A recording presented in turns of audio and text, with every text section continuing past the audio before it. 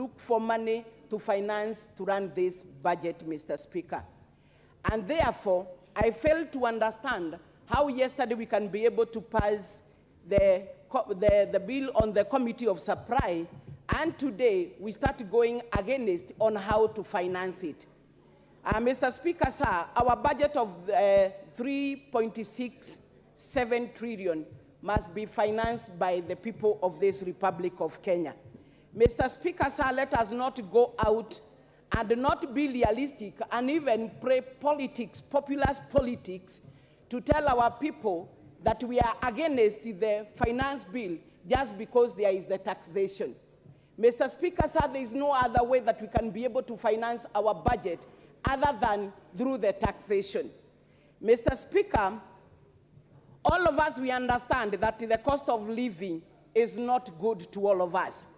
We also understand that there is the debt that was left by the last regime, Mr. Speaker. We also understand there is unemployment and so many other.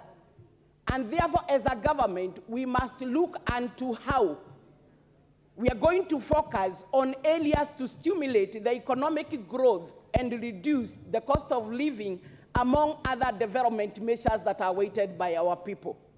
Mr. Speaker, sir, I'm surprised to see the Azimio coalition standing up and going against this finance bill. Yet all the time we see the government officers visiting their areas. Every stood up with a mic to request for a load. Another one requested for the installation of electricity in their rural areas, the constituencies. They also speak a lot about the health.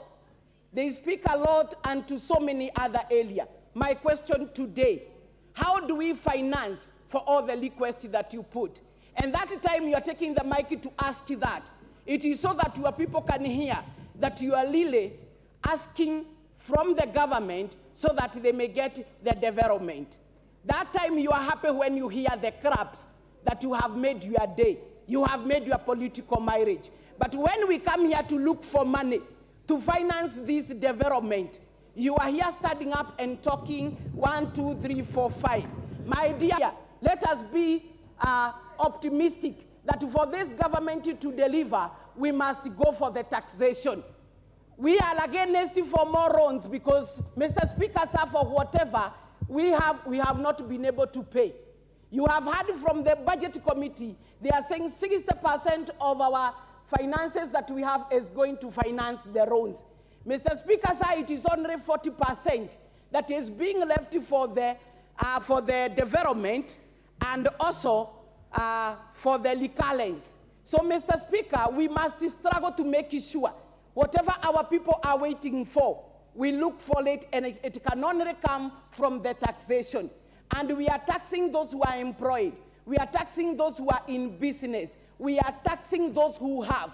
Let us not incite our people who do not have when we are trying to create some employment and some areas that they can be able to employ themselves so that they can also be able to put food on their table.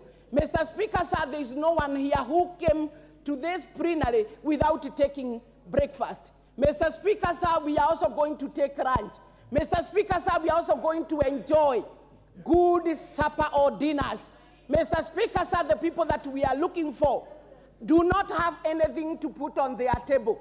They are not even able to give clothing and other needed measures that are required to their children. So, Mr. Speaker, sir, we must realize this. Mr. Speaker, sir, I want to speak a little onto the housing fund. We have really put a lot of politics when it is up.